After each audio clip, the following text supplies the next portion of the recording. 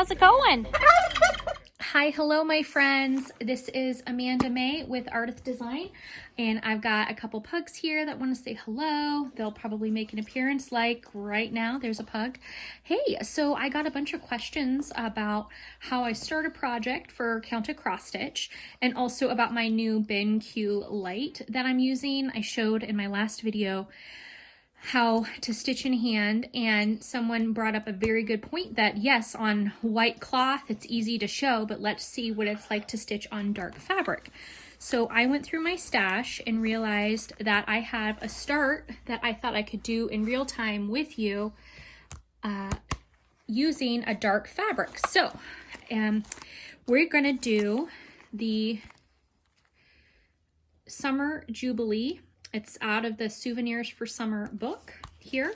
This is a reprint that came out last year, 2020, and it was immediately another big hit. People bought it, and a lot of shortages on Gentle Art threads. The thread pack threads that go with this are all Gentle Art threads, so I did my own conversion here. And I have all my threads. I decided to organize them. They're in like floss-away bags.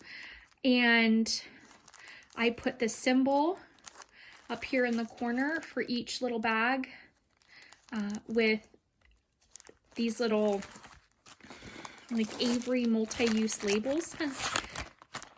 And these are the lanyards that I use to put stuff like my pattern information. These are the little things I used for my symbols. These are like Flossaways. These are the older version. I got these at an estate sale with another collection of cross-stitch stuff that I got. So I am using these bags. They're awesome. So I have a set of them. And then I am using the adjustable or the screw toggle, the screw luggage tag things here that were recommended to me a couple years ago by Diana of It Is Kismet Stitches. So I'm using these. I did not write the floss number or anything about the specific floss on the bag. What I did was I just put like the symbol for what I'm going to be stitching. So I have some of the colors that called for, and some of them are the conversion, color conversion. Here, I think this is supposed to be my old brick, which is Valdani. I was completely out of old brick. So I grabbed the old brick by Valdani instead of the old brick by Gentle Art. And then I just realized I think I put my old brick in where my pomegranate was supposed to be. Here we go. Yep, so I'm just gonna switch these around here real time. You can see I made a mistake. I actually put all these threads together in my dining room under different not so great lighting. So I'm glad I can see that right now. So here we go. I have not started this project. I just want to show you some of the goodies that I do have. I have just a basic clipboard that I use. I've got another one that I had decoupaged, but here this is just super basic.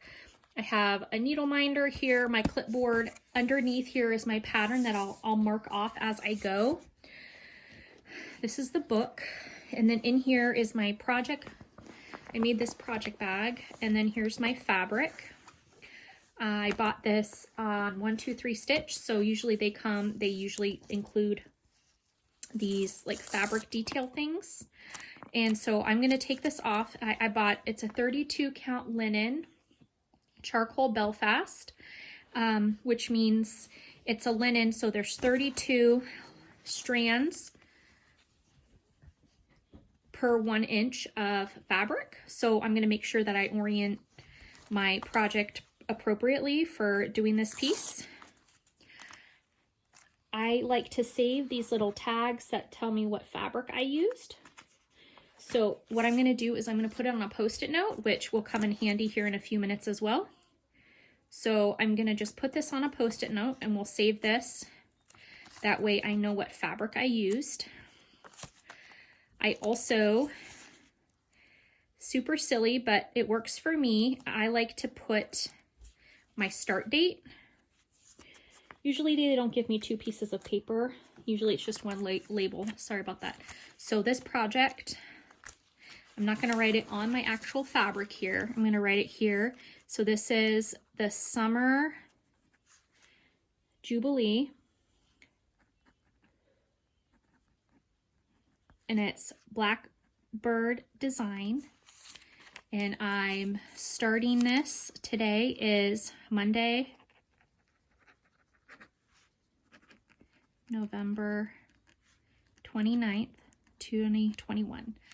So that is just a little note to myself so I'm going to keep this.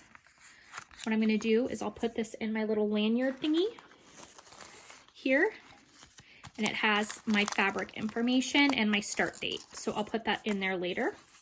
But before I fold this over, fun fact about Post-it notes is typically, they are 3 inches by 3 inches, and that's going to help me start my margin. I do have a couple of those really neat starters, project starters that show you what a 3 inch by 3 inch margin is. They're fancy and they're awesome, and I would like to have one, but this kills 2 birds with 1 stone. Of course, no killing birds, but this accomplishes 2 things at once, and that is it helps me with my ID of my project, and it also helps me start my margin. So I also have in my cute little things of stuff, I think they're cute. I have just a highlighter. I also have retractable highlighters. Of course, not one in front of me to show you, but I have, these are sewing clips. I stitch in hand, so I like to clip my fabric.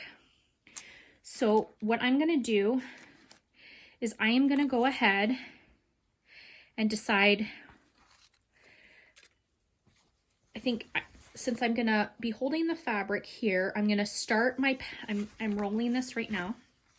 I'm going to start stitching in the top right hand corner of this project, and I'm going to go from right to left on the project. So what I'm doing right now, I have not washed this fabric, I have not ironed it, I have not done anything to it. It came right as I purchased it. Just all I did was take the tags off. You can see that I still have the wrinkle lines here. The surged edge is thanks to the online needle workshop I bought it from. They actually did that. I didn't have to do that. So I'm gonna put this down. I'm gonna do the 3x3 for my Summer Jubilee. And I'm going to look at my pattern now. I can't show you the pattern because, oh, there's a pug. Here, this is like real life happening real time here. There's a pug. Hi, honey. Okay, so what we're gonna do, here's another pug. So I usually stitch, and I usually have pugs on my lap when I stitch. I did put down my white sheet. It's I use it in the summertime. I actually need to start making like a winter, I need to make like a winter white blanket because it gets so cold. I'd like to have a blanket that's light colored for when I do dark projects with the dark linen. And I think we'll start with the border, which is X. That's the symbol, is X. Here, I'm gonna show just a hair just to show. So the pattern starts up in the corner here with the X's. So here we go. So the X's are G for Gentle Arts Old Brick. It's saying I need 2 skeins of old brick. Well, it was out, they were out of that color, so I decided to substitute that for the Valdani. So we're gonna go get my Valdani 2 right here. I'm using my BenQ light. I want to show really fast, so I'm going to turn it off. The light that I have on right now that you see, that is my light that I've stitched with in the past, typically the light that I use. The BenQ light has been awesome, and I love it so much.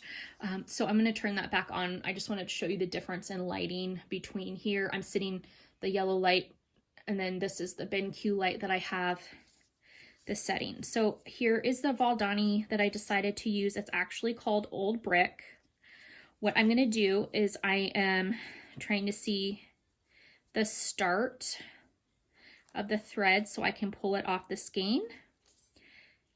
And this is a 6-ply floss, a 6-strand embroidery floss. It's also a cotton, and it's made in Romania, this Valdani thread. I know many people know about Valdani because of their 3-ply cotton that they use for punch needle. It's most often associated with punch needle, but they do have these 6 strands. I'm not terribly familiar with the skein and how the proper way or which side is the best to pull my threads from, so that's why I'm looking a bit clumsy. Excuse me, like I said, I've never really stitched with Valdani before, but I love to try new threads. As you can see, I'm trying to pull it off the skein and I am not doing this very well. All right, so what I like to do is I like to have about 18 inches, and I just do a feel. I usually go to my arm here, like where my natural crease is on my elbow, inside my elbow here, and then I'm gonna use my scissors to trim. I have this amazing scissor holder. This was gifted to me by Stephanie Webb of Lindy Stitches. So I've got my scissors here. And because I often lose my scissors, I usually have a second set for good measure. So these are my other scissors that I have. These were given to me, gifted by Amy Loves Toads, these scissors. This is just a glass spice bottle that I use to put my odds and ends and my threads and stuff in. My Ort jar. It's literally a spice jar. I just like it. So I have a couple of the spice jars kind of around. Okay, so I have this thread here. I'm putting this back in my bag. We're going to separate out 2 strands because we're going to stitch with 2. I'm going to put my stuff over here. I got a little pug baby. So I learned this trick from Susie Reno a couple years ago, and I am so excited. So I can't see if you can see this very well. So you tap the edge of your thread. And so here's one strand, and I'm going to pull it. And then tap another strand, pull that out. I'll be sure to link all of these people I've been discussing that have YouTube Flosstube channels. I'll make sure to link them below so that you can go check out their channels. I'm not affiliated with anybody in any way other than watching their channels and really enjoying them. So there I pulled 2 strands, and I'm going to save this because I know I'm going to have to keep stitching with the border. So I'm just going to kind of set that aside. I'm not going to put it back in my little goodie bag because I know I'm going to use it. I am going to do this project with a size 26 tapestry needle. And I've had questions about tapestry needles and what's the difference between a tapestry and a chenille needle. Well, a tapestry needle it has a blunt tip to it, so you're not going to be stabbing yourself. It's a chenille needle is a lot sharper. I would use a chenille needle for hand applique, like if I was hand stitching like a quilting, or if I was doing wool applique, or anything where I'm really piercing like layers of fabric or fiber. This is a hand stitching, so I'm just using the tapestry, and I'm not trying to stab myself. All right, so here we go. Let me make sure we're all set here and that you can see. All right, so here we go. We're gonna start my new project. I rolled up my extra. I might even go ahead and clip down a little bit more here. If you hear any strange noises, I promise you it's just the pugs or my small children. All right, 3 and 3. Now, I can see through my fabric here. I do have that white. If I were wearing my blue jeans and you saw, it would be more difficult to see. I am gonna look for where I want to start here, the edge. So I'm gonna, here I go. So I have my first stitch. I'm gonna pull here. I'm gonna use my finger and flip. I'm gonna hold it down. Then I'm gonna come, yeah, this is my first time doing like an in-hand stitching, so I wanna make sure you all can see this with the black here. So I am going to, I started in the center here. I'm gonna go up,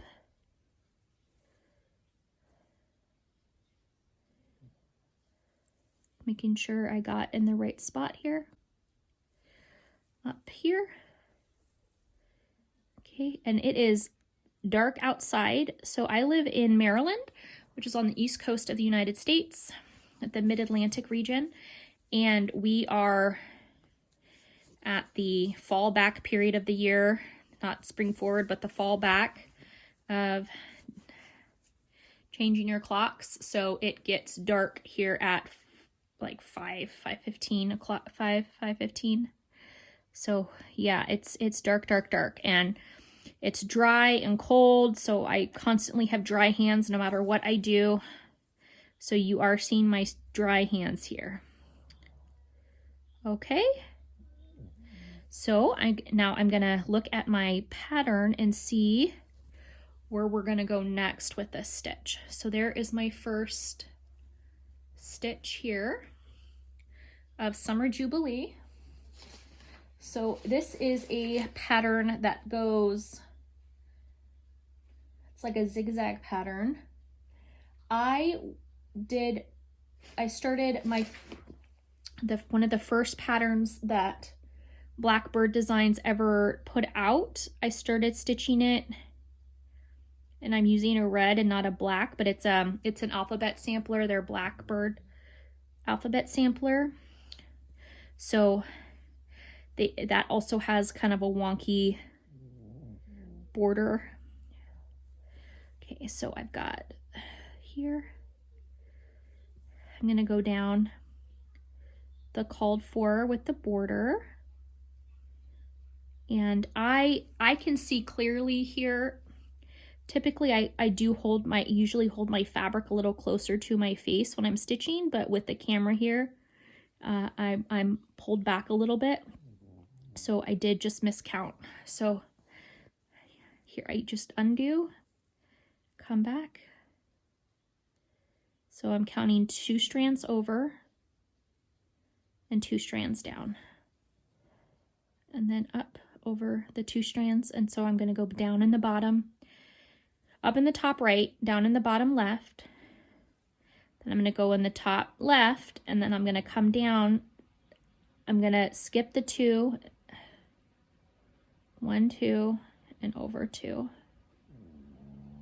Ooh, this is hard on camera when I'm trying to do it and not make a mistake. Isn't that when, you know, people are watching, you can sometimes make mistakes? That's kind of what I'm doing right now. Okay, and up and over. So there's my first little leg, and then I'm gonna go up 2.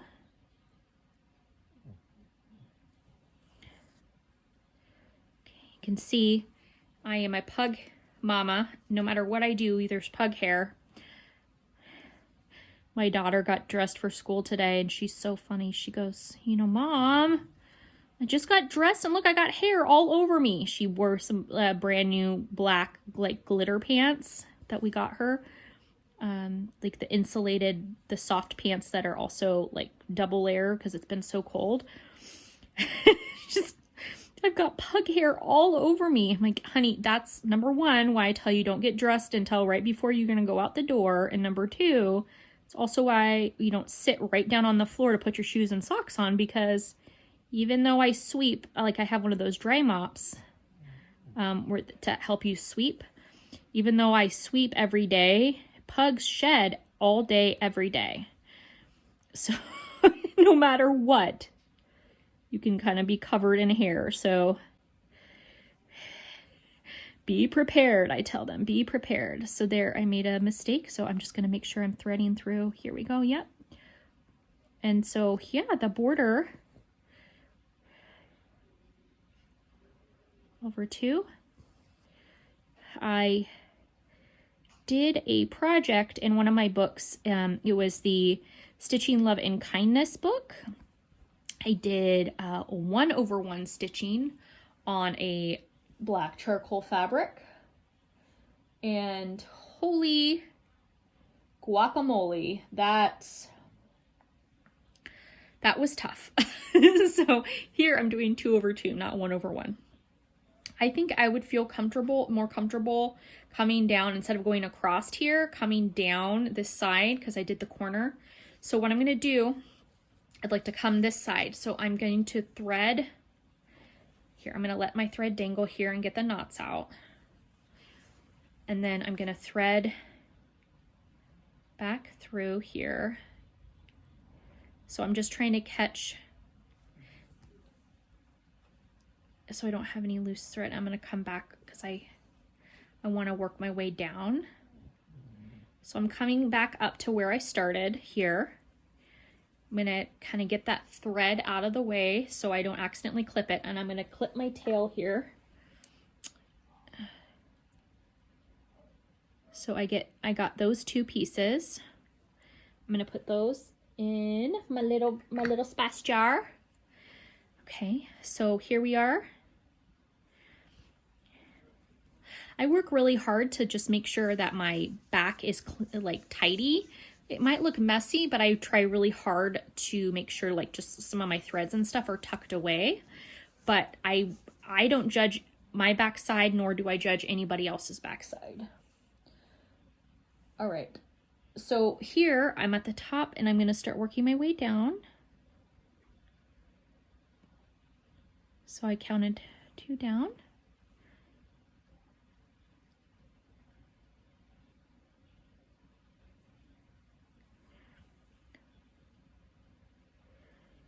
I typically like to give myself like a 2-inch margin rather than a 3-inch. And so that's actually going to work out perfectly because the way I measured my fabric here, I did not take into account the few stitches that I need to do to come over here in the corner. So it's coming over off that 3-inch margin a bit. So my margin might go down to 2.5 inches on this one side. And that's okay. This will not be professionally framed. I'll frame it. And that's okay. So again, I'm counting down 2. I've got my fabric, like I said, further away from my face than I normally like to have it. I am enjoying the light. Let me get this last little stitch, and then let's see if maybe changing the light setting might change the color, the tone. Okay, so I'm gonna go, making sure I don't skip here. Okay, I'm letting my thread down to dangle. I'm looking at my pattern. Okay.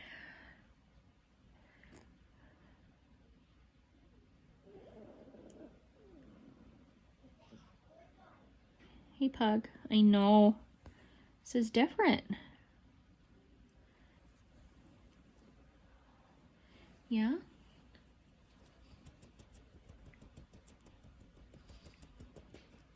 So when I say that I usually stitch and look a little closer up, I will put that white blanket like more over my chest instead of just on my lap when I pull it up closer to me, if that helps with the visualization.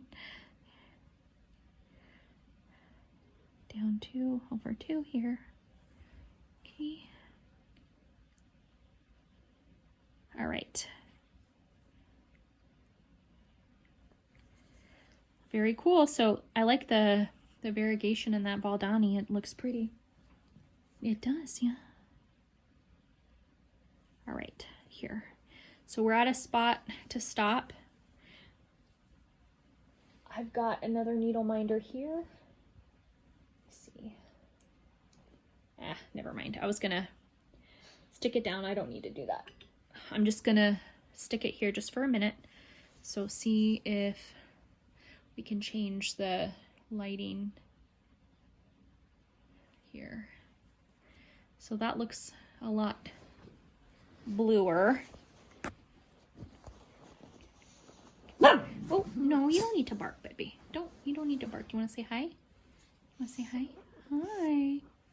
Oh my goodness. Okay. Uh-oh. Miss Jealous is coming to say hello. Okay. Okay. Hi, sweetie. Can you lay down? Okay. So I changed kind of the light setting. I'm hoping that shows up a little better for you. Yeah, sweetie. We got 2 pugs here. All right. I wish I would have changed the light setting a little sooner. I like this setting here. Okay. So here we go. I'm just doing the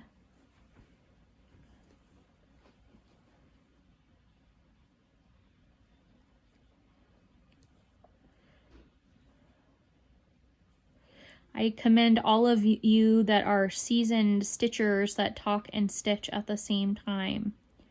As you've probably deduced, this is new for me, talking and trying to stitch at the same time. I typically stitch in the evenings, like after my kids go to bed.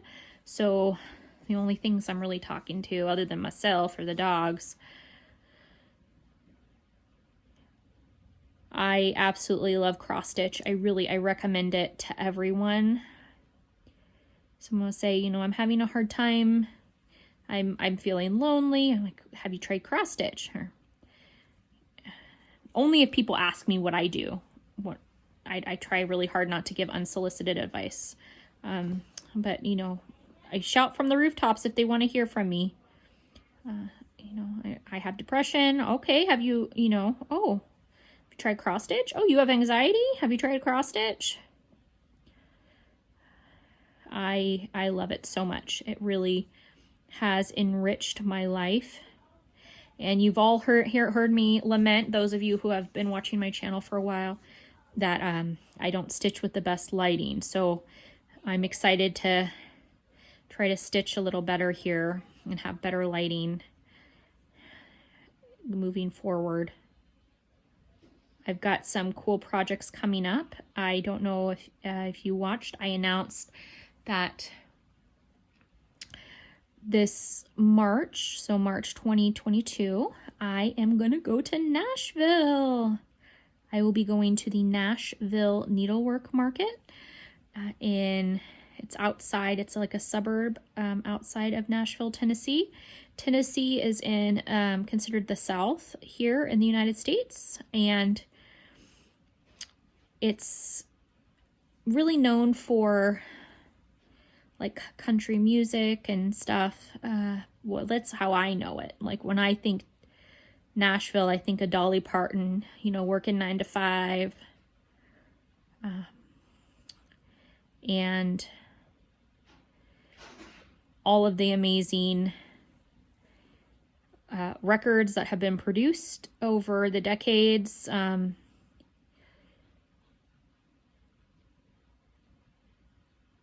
And yeah, just it's an interesting place. I've never been down to Tennessee or Kentucky. The most south I've ever really been in the United States is been Georgia, which I lived there for a period of time. I did an internship with one of the city governments down there before going to graduate school. I did an internship and lived, and it was a definite culture shock. That was my cuckoo clock that I got. One of my best good friends gifted me a cuckoo clock. I've always wanted one, and she gifted it to me. Here, I'm just securing my thread. I came to the end here, and now I'm gonna snip. And then I'm gonna do the trick again to getting my thread off of the skein to keep going. Or maybe should we do a couple other letters? I don't know. Let's see. So this is a 6-strand cotton floss, which means I use 2 strands. Now I'm going to use 2 more and then 2 more before I need to cut another length of thread.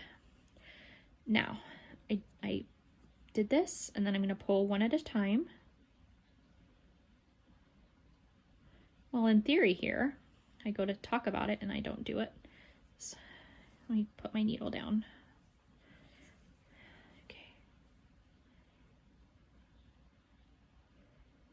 Okay, 1, and pull down 2. Now I want to keep these going the same direction to keep the variegation in the thread color. If I didn't want to keep that rural variegation, I could always switch the color. See how just in a few inches the color changes dramatically? If I wanted to cut down on that variegation, I could, instead of having these threads go together, I could flip them, or one goes one direction, one goes another, and it makes more of a blended look rather than their variegated look. So I also want to consider here, I ended on more of a brown note here with my stitching. So do I want to continue and add the brown that goes into the red, or do I want to start stitching and have the red pop up again? Well, ever the lover of color, I think I want to make it where the red comes back up again. All right, so I'm going to thread my needle. And all of these choices with variegated threads and stuff, that's all up to you. It's all your personal preference, personal stitching. However you enjoy doing it. There's no hard and fast rule with cross stitch. It's often said in cross stitches there are no rules, only suggestions. So what I'm going to do here, I had started my project with a modified pin stitch up here. Now what I'm going to do, it's called a Bargello knot, I believe is what I was told. So I'm going to kind of just like, I'm not making a knot per se, I'm wrapping my thread around here, and now I'll be able to start right away. I'm going to turn and start. So I often do here, let's put counting over 2, and as I count, my pug is moving. I'm wearing a Christmas sweater right now, and it's got a llama on it. I love this time of year. I love wearing Christmas sweaters. In college, I used to throw ugly Christmas sweater parties, and this is more than 10 years ago. I mean, this is like before everyone started remaking the Christmas sweater. So you would like go to the thrift stores and find that like 1987 wool acrylic blend sweater or my favorite one was the Christmas sweater. It was made with, and I couldn't wear it, but it was really cool. It had Angora, which is rabbit. So it was like Angora wool and acrylic with rhinestones. Oh my gosh, it was amazing. It was so ugly, but ugly in that most amazing 1987 kind of way. Like, it was probably sold at one of the big stores like Saks or, Nordstrom's, or out here on the East Coast, it's called, there's a Lord & Taylor, which I'd never heard of Lord & Taylor in California, where I grew up. Anyway, it was fancy, and boy, was it ugly. And one of my friends ended up wearing it and winning the costume contest, or the sweater contest, as it were. But I love Christmas sweaters. I have a Doctor Who Christmas sweater, this llama. I have one with like the Scotty dogs with the tartans. I have the pug vest. I think it came out in Walmart like 7 or 8 years ago, like right as it really started becoming on trend. And it says Bah Hum Pug on it with the machine applique look. And I really like the Fair Isle sweaters. Yeah, I love Fair Isle.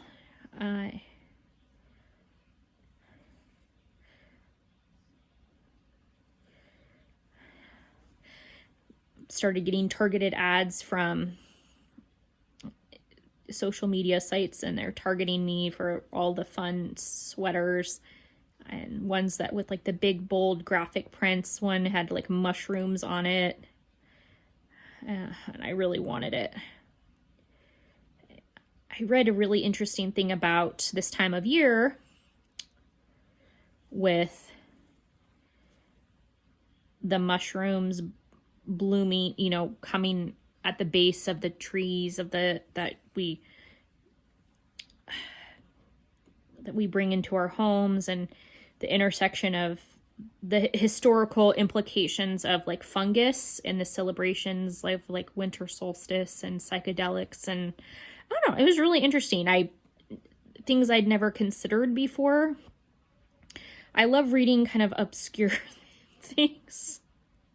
And then I always wonder, like, how am I ever going to bring this up in conversation? And now I just realize I'm sitting here talking to you all via my camera and realize, well, there you go. I'm talking to you all about obscure little things. I wish I could cite my source right now. What it was like, oh man, I can't remember what I read. Right now, I'm reading that nonfiction, the tapestry, embroidery and tapestries book. My daughter is reading the book series. It's called Wings of Fire. So she's been reading that out loud, which has been amazing. Oh my gosh, the fact that my kid wants to read out loud, I'm like, yes, please. So it's pretty cool.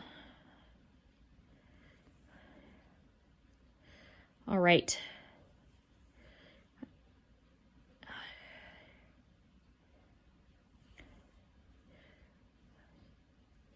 Fun little fact, I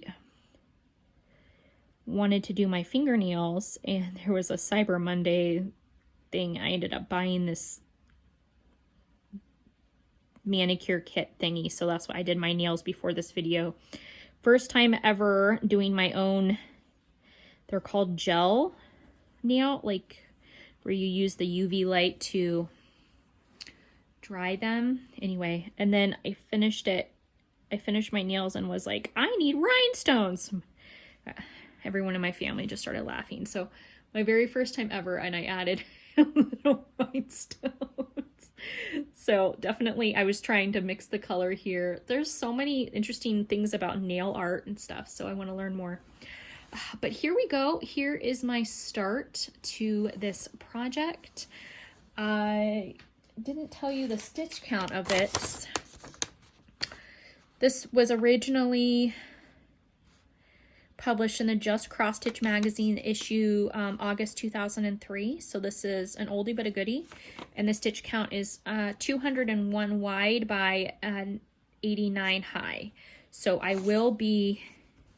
I'll have a long margin here at the bottom, but I'll need all the length here on this side to stitch. And again, this is, I used the Valdani here. And I'm excited for my start. So I hope that this was helpful in some small way, that you learned a little bit about me and my process. The clipboards,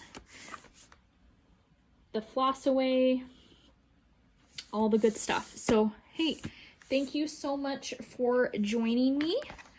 I hope to be back soon to talk more about cross stitch and face-to-face. I'm gonna insert a video at the end of this showing this light again. I added the end, the floor extension piece, so it's like a floor lamp now rather than a desk lamp, and it's really cool. I think I'm gonna leave the floor light thing the extension piece attached. My one suggestion when you are finishing with your cross stitch for the day is, like, if you are putting it in a project bag, is that you fold it with your threads inward, as you know, pug hair, everything, but fold it inward rather than outward so you can kind of protect your stitching. So in my bag, I'm going to put this. I'm going to put my note, because later I'm going to go ahead, I'll add it to the back of the lanyard here. My suggestion too is to always label your threads in some way, even if it's just the Post-it note inside of a baggie or a piece of paper where you've done like a hole punch where you put your notes, because if, say, this happens to fall out of your project bag by chance, you might not remember what the threads and symbols, like what this project might be for. I remember watching a video by Julie of Reflections and Framing a couple years ago. She's also got a Flosstube channel. I haven't watched her channel in a long time, but I remember Julie saying that you've got to mark your threads, because if you've got more than 10 projects and you put it away even for, 6 months or a year, you go back and your threads are gone, then all of a sudden, 6 months after that, you find a bunch of threads. You're like, I don't know what this goes to. So then you ended up unkitting it, putting the threads back into your stash, and then you don't have your stuff. So I always recommend labeling. I got that, again, piece of advice from Julia Reflections and Framing, How to Do the Thread by Susie Reno. This project bag, the lace was from Diana of It Is Kismet Stitches, and she recommends these luggage tags for floss rings. My needle minder is from Silks For You. I think this is just a dollar store clipboard. Sewing clips and the little basket. The basket was a thrift store find. And my pins, if you saw me use these, were I got on Amazon. So this is some of the stuff that I have on my desk. Stephanie Webb and her scissor holder. And then, because I can't help myself, I'm going to show you this because he is by my stitching station. This is my little dinosaur. Well, it's really my son's. And then one day I sat and decided that he needed a sweater. So I crocheted him a little sweater. And then you can like put little cute things in his hands. Oh, and I also have in my stitchy spot, I didn't show you this.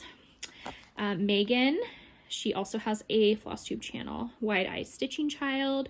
She made this for me. Isn't it so cute? And as intended, it is filled with little threads and pug hair. It's a little ort mat, and I love it. All this special little treasures. I love stitching. I hope that this helped in some small way to inspire you to stitch. Did we just finish filming the video? We did, didn't we? Was that fun? Okay, I'm going to show people your little spot. So I just got up. I have my sheet. I also have a white blanket that I'll use to stitch with. This is the light I was talking about, what I've normally stitched with. It's just a basic lamp, nothing fancy. My little stitching spot here, I've got this. It's a makeup container, but it also holds threads. That's what I'm using it for. I have this is a metal light, and I have needle minders with some threads for another project I'm working on. I have my needles already pre-threaded for my project. Here I was sitting, I had this while I was stitching.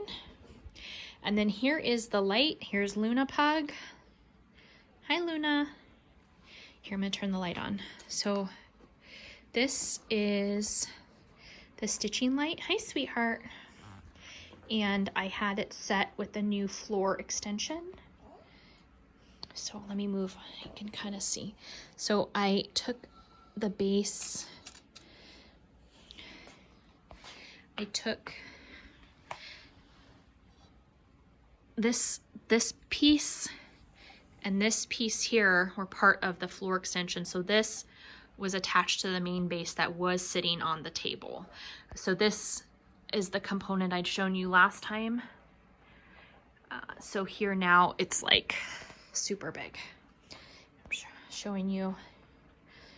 Here is my little table I have, my project, and the pugs. And they're saying, okay, mommy, that light's all well and awesome, but we like FOOD. All right, so I have it set here. And then if I hit this, it turns it off. And then if I turn it, it'll go to the other color. So it's like a more of a yellow. And then the dial, I can use the dial and really amp it up and turn it like super yellow. Super, super yellow. Or I can, there, that's turning it off again. Turn it back on and then hit it and it'll go. So it's that green. And then I can hit it to go like super blue light. My camera on my phone keeps trying to equalize the white balance, so it's difficult to show you that it's going like super yellow, super, and then into the super blues. So I'm super excited, like I said, and I hope this was helpful to you. All right, much love and happy stitching. Isn't that right? Isn't that right? See, mommy stitches all the time, doesn't she? Yes. Okay, she's like, now feed me dinner. Isn't that right? Is it dinner time? Is it time to get food? Are you hungry? Are you hungry? Let me turn this off. Is it time?